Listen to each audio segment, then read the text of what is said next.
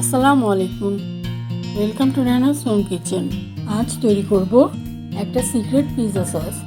এটা দিয়ে আপনারা চাইলে পাস্তা স্প্যাগেটিও তৈরি করে খেতে পারেন। এরকম আরও রেসিপি পেতে চ্যানেলটিকে সাবস্ক্রাইব করুন। পিৎজা সস করার জন্য এখানে আমি 800 গ্রাম পাকা টমেটো নিয়েছি।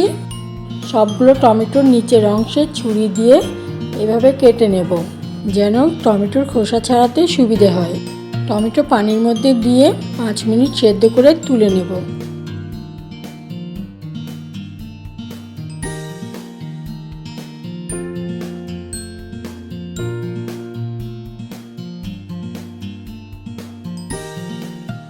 ঠান্ডা হলে খোসা ছাড়িয়ে বোটার শক্ত অংশ ছুরি দিয়ে কেটে ফেলে দেব।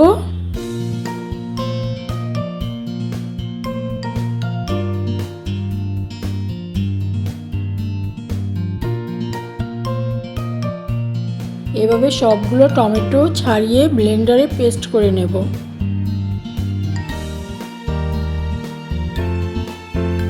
এরপর চুলায় কড়াই বসিয়ে 3 টেবিল চামচ সয়াবিন তেল দেব, 1/4 কাপ মিহি কিমা রসুন কুচি, 1/2 কাপ মিহি কিমা পেঁয়াজ কুচি দিয়ে 3-4 মিনিট হালকা ভেজে নেব।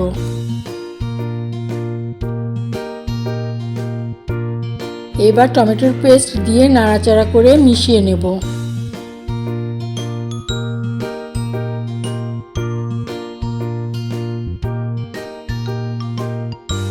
ফুটে উঠলে ঢেকে দেব।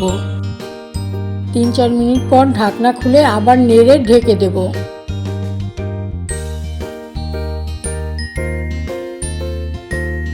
3 মিনিট পর ঢাকনা খুলে 1/4 চা চামচ মরিচের গুঁড়া, 1/2 চা চামচ লবণ আর 2 টেবিল চামচ চিনি দিয়ে নেড়ে দেব।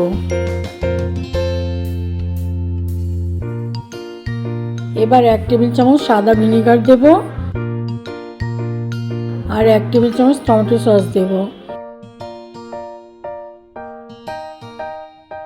এবার 1 চা চামচ অরিগানো দিয়ে মিশিয়ে আবারও ঢেকে দেব 2 মিনিটের জন্য।